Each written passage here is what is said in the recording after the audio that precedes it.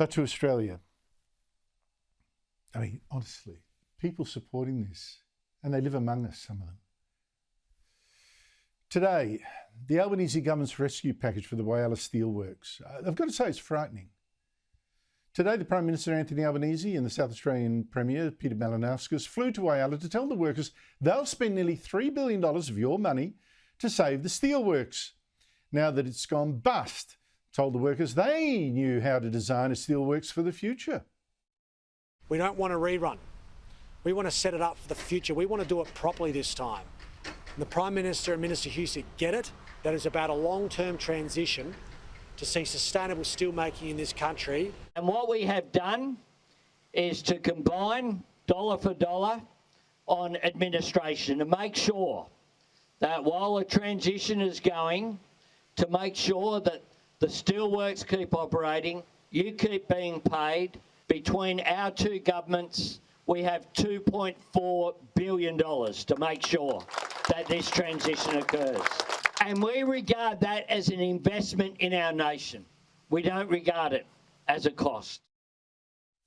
Now, you've got to admire these two guys' arrogance, don't you? I mean, I think these steelworks went bust, even though Albanese and Malinauskas has already given Sanjeev Gupta, the green-preaching shonk who owned that joint, $63 million to go green and promised hundreds of millions more for a green hydrogen industry there, for this miracle green gas that Gupta convinced them the steelworks would use. And now these same two guys who've been conned by that Gupta bull now say, oh, trust us, we know how to run a steelworks for the future. As if. I mean, is there anything in the way that Albanese has run this government that gives you confidence that he now could run a steelworks? Fortunately, the workers here aren't as cynical as some in the media. Well, I am cynical, Prime Minister, because this rescue package today doesn't just include $50 million for local suppliers who Gupta hadn't paid, plus $500 million to keep the steelworks ticking over until there's a new buyer. That bit's excusable.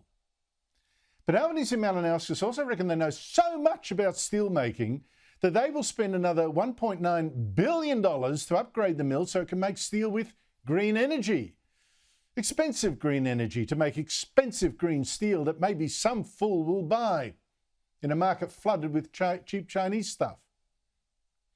And, by the way, not included in what Albanese was saying, there's another $500 million, so easy to spend, another $500 million to help these steelworks go green. But Albanese, who, remember, has never run a business in his life, is sure this is all going to be a go. You bet there's a market for Australian steel. And Malinauskas, who's never run a business either, his whole private sector experience is as a checkout boy in Woolies. He's still sucked in by the green hydrogen dream that Gupta preached, a technology not proven at scale anywhere, or at least Malinauskas is now humble enough to admit hydrogen might just have to wait a bit. The future of hydrogen is there and it's clear and people appreciate the necessity of it. I guess what we've got to make sure is that we've got a iron and steel making business that is there in the first instance. These guys know that for a fact. They're betting almost $3 billion in total on that. You know, you just wonder if only they did their day job and they cut power prices instead of jacking them up with their green energy schemes, how many businesses would they then save? Like, you know, maybe a steelworks